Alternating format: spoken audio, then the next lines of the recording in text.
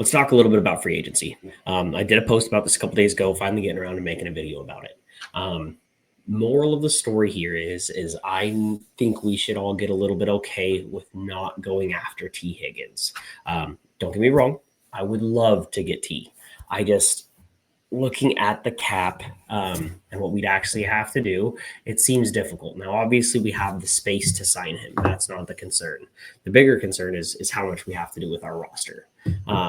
So starting out, we have $73 million in cap space. Excellent. That's awesome. We also have 28-ish, give or take, free agents. Now, some of those are practice squad players, lightly contributing players, but a lot of them are starters or people who played serious minutes for us this year. And I just, it makes it a little bit difficult to me if we really want to go after some of those bigger names to be core starters, shelling out massive money for some of these guys. Now, don't get me wrong. I think there's going to be some cap casualties. Joey Bosa is probably the number one talked about at this point. There's $25 million in cap savings. It doesn't really make sense to keep him. We restructured his deal to be able to do that this year. Trey Pipkins at 6.75, huge cap casualty. He kind of basically got benched towards the end of the year.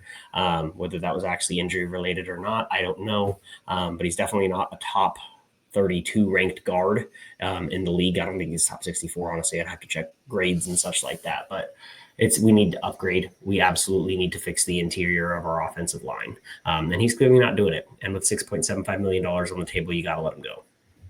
The last two, Alohi and Jaw, I did cut them in this scenario. I think we keep Alohi. I think we should keep Alohi. He's shown flashes of excellence. I don't know how healthy he was this year. His cap savings aren't enough for me to create a hole at safety. But we obviously have some other guys that we could bring back as well.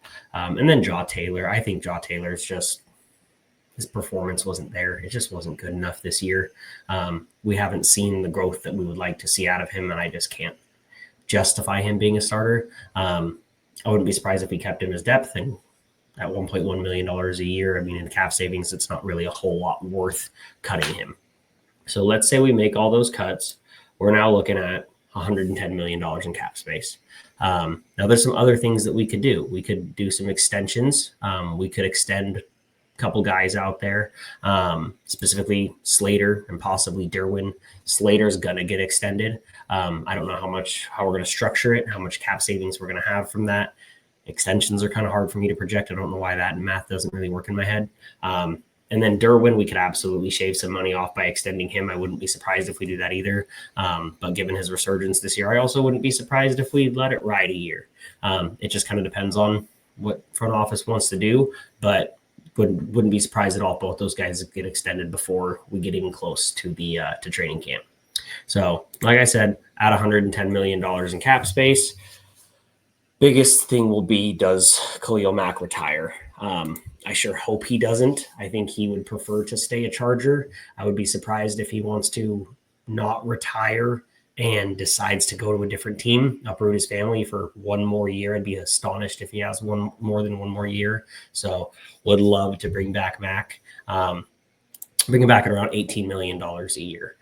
Now, he could demand more. He could absolutely go anywhere he wanted. I think he wants to stay. I think he gets the point. Obviously, I don't think he's going to take $0, but I think we could realistically get him at around that $18 million a year mark, I would hope.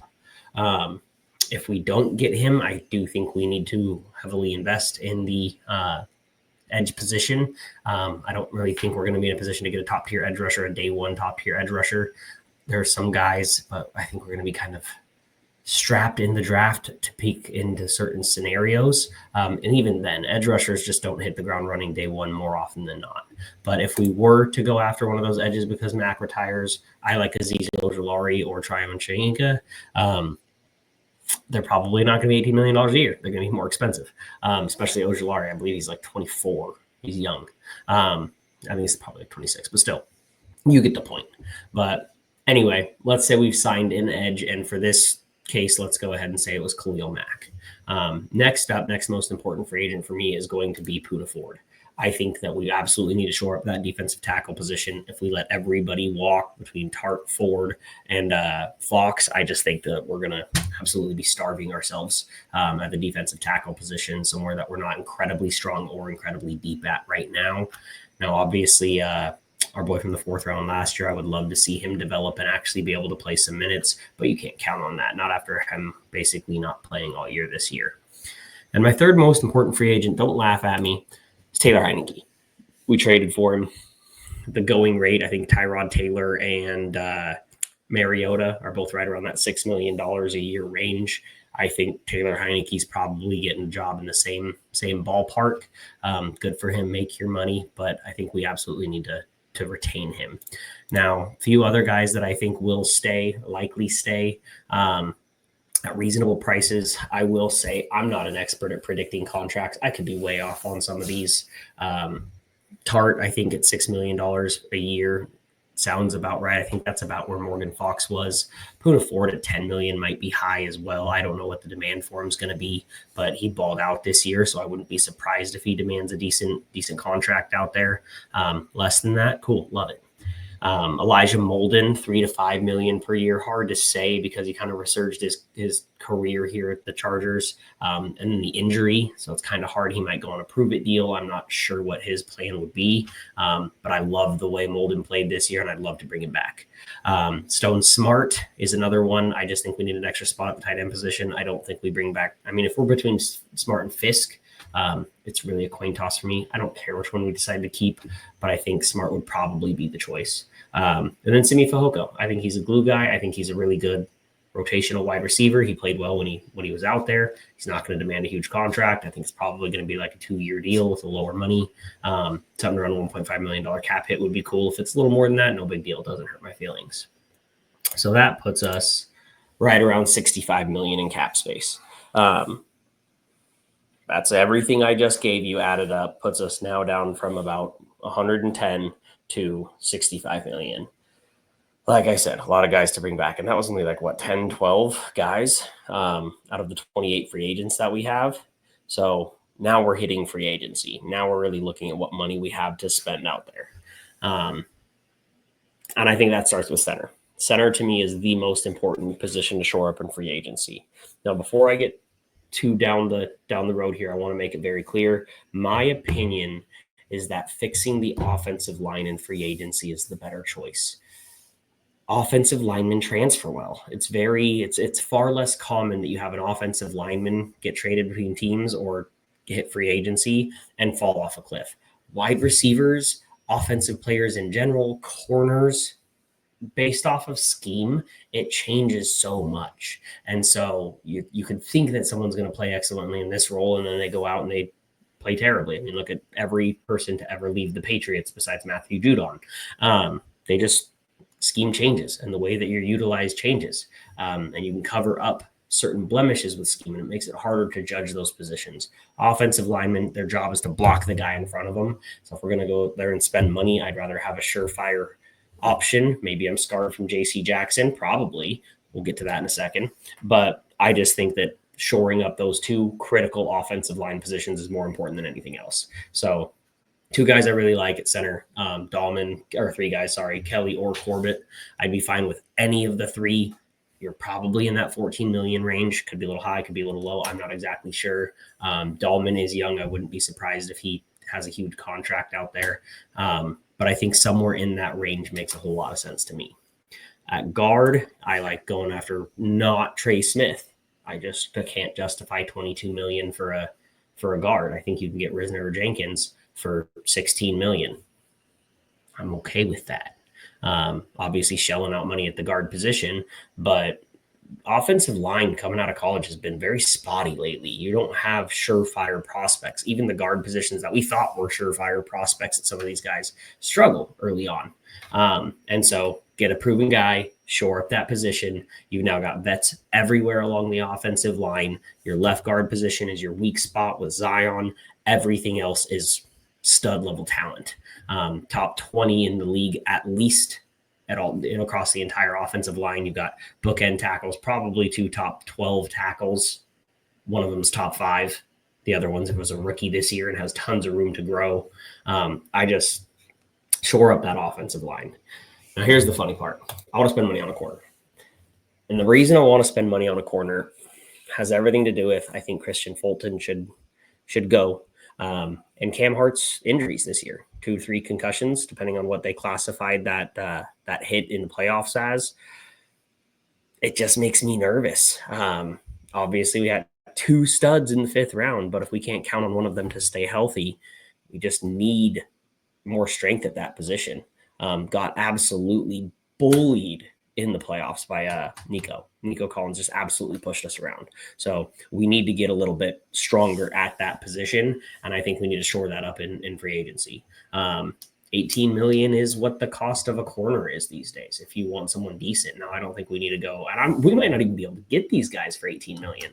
So apparently I'm not too turned off by the JC Jackson thing, at least towards some of these guys. Brandon Stevens is a Raven. Obviously, we have all the Ravens connections. Wouldn't be surprised by that at all. Byron Murphy down in Minnesota. Wouldn't be surprised if they kept him because they have so much money. DJ Reed from the Jets, like him too. So 18 million, if we can get one of these guys and give us that extra security, that's the route I would go. I would love to get a top tier starting stud corner in the draft. Also very hit and miss position. And on top of that, it's just at our draft spot at 22, I don't feel like there is a top tier corner that is worthwhile, is just worth getting, that is going to 100% make me feel comfortable going into the year. And not only that, there is offensive playmakers likely going to be on the board at 22, and I think we also need that desperately. I think everybody will agree with that. So after those signings, now, of course, there's cap gymnastics. Every single one of these contracts, we could prorate more money towards the back end of the year. I'm not going to go through all of that. Obviously, we can make that happen. But if we just took these as averages, you're somewhere in the $17 to $20 million in cap space. Now, with 5 contributing rookies and the signings listed above, you're looking at 15, give or take, less rostered players than last year because we have so many free agents. So there's still depth that you will have to sign. Now, obviously, Ortiz killed it with that this year. Every signing we had was basically a low budget depth signing. But you have a lot of positions that you need to fill out. So it's a tough spot to be in. But when I look at this, when I look at $17 to $20 million in cap space after the signings that I listed above, Tee Higgins is hard to imagine. Darius Slayton at 13 million. Again, that pulls us down. Still pretty low in cap space. Still have to consider the rookie signings. Didn't account for the extensions to Slater and Derwin, so that could give you the cap space that you need for the rookies and future signings. But it's a tight spot to be in. And I just prefer to fix the offensive line. If I had my choice, that's where I would go with it. So let me know what you guys think. Let me know why you think T is so important. Specifically, I think a solid wide receiver 2-3 with a stud tight end, and that's a critical aspect of this, with a stud tight end in the draft.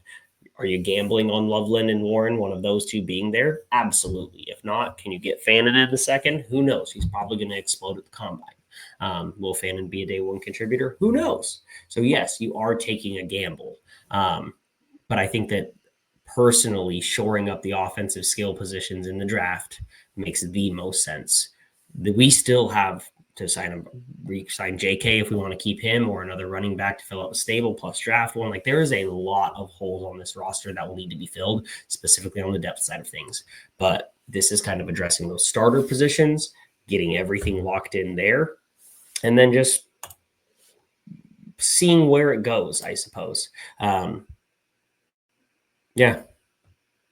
Either way, that's what I'm thinking. Let me know what you guys think. If you think I'm an idiot, please tell me. Makes fun for me. And we'll just go from there. So appreciate you all tuning in today, and talk to you soon. If you liked this video, please give me a follow on Twitter or X at Erdman Chargers, shown on the graphic here, or subscribe to my YouTube channel at Nature's Calls Pod.